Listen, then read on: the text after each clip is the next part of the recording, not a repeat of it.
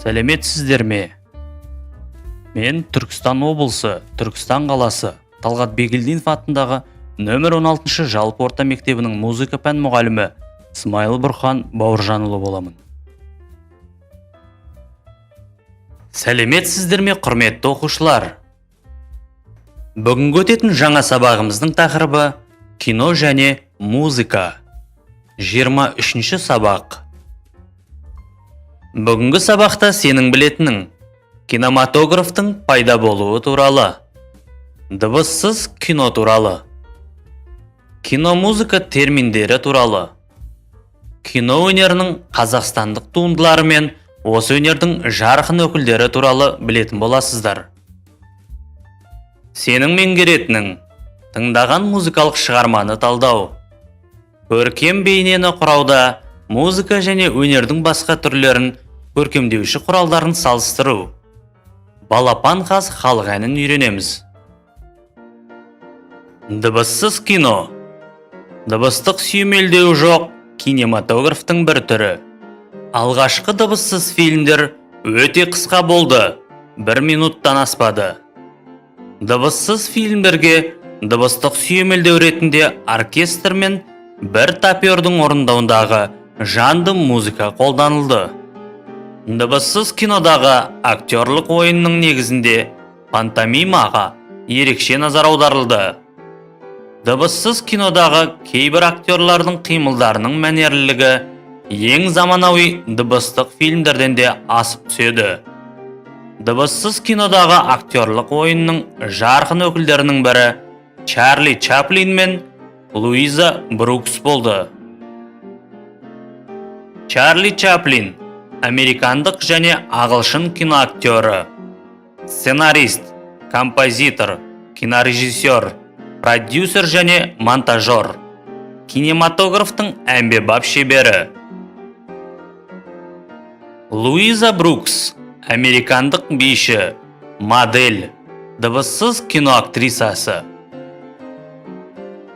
Тапер, музыкант, пианист, өз орындаумен бейгештерде, балдарда, дыбыссыз фильмдерде сүйемелдеу жасайтын адам. Кинематограф 19 ғасырдың соңында ойлап табылды және 20 ғасырда өте танымалы болды.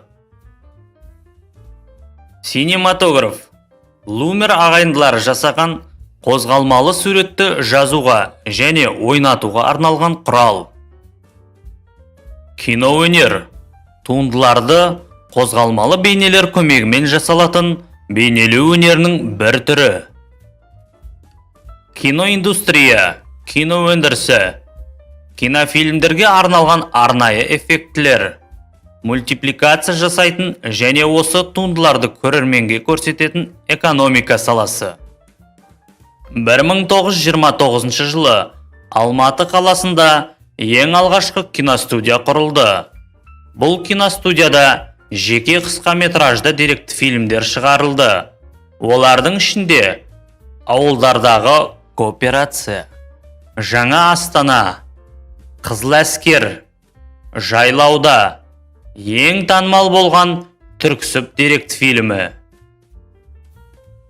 1938 жылы Ленфильм киностудиясында Қазақтың тұңғыш Амангелді фильмі түсірілді. Фильм режиссері Майсей Ливин. Басты рөлді сомдаған Елубай Өмірзақов. Бұл фильм қазақтың алғашқы көркем фильмі болып саналады. Елубай Өмірзақов, актер, ұлттық театр өнерінің негізін қалаушылардың бірі, Қазақ АКСР-ның халық әртісі.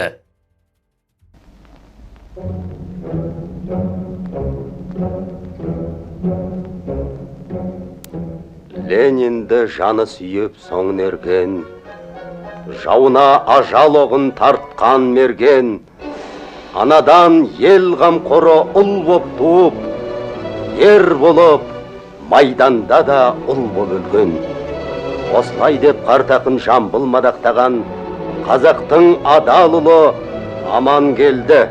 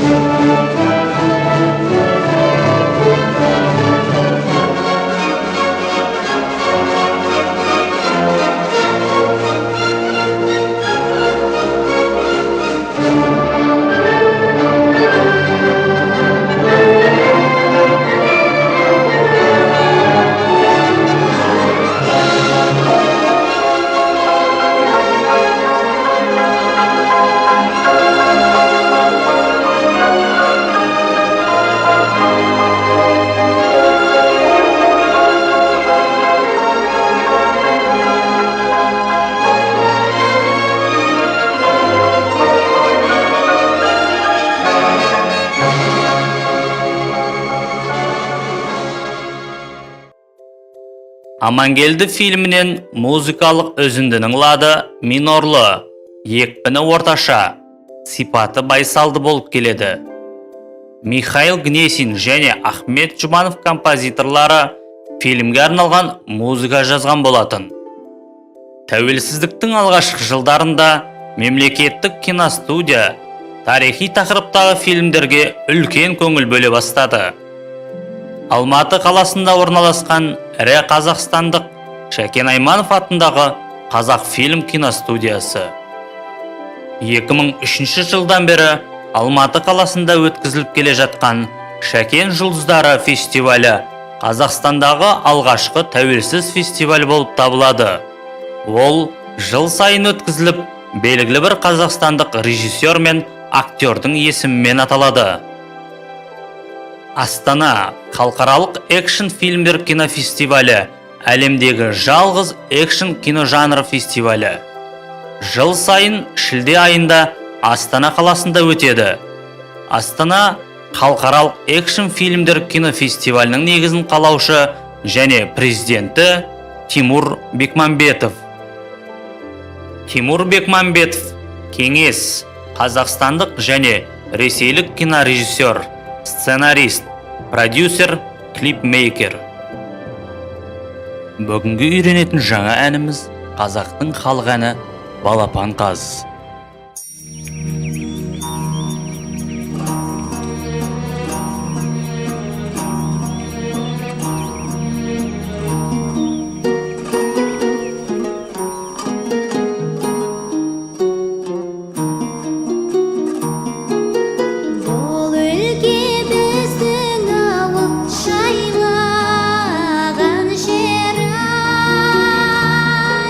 Шеріне асыл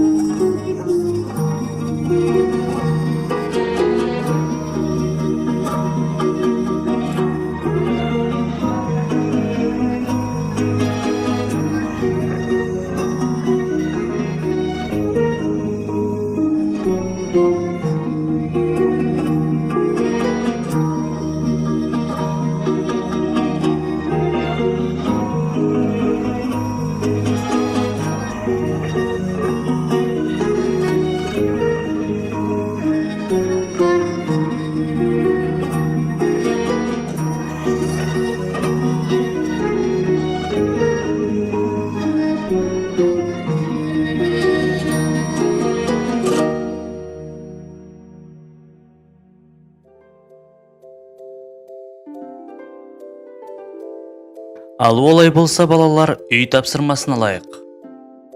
Берілген 4 сұраққа дәптерімізге жауабын жазамыз. Және де балапан қаз халық әнін жатқа орындаймыз. Осымен сабағымыз аяқталды. Сау болыңыздар.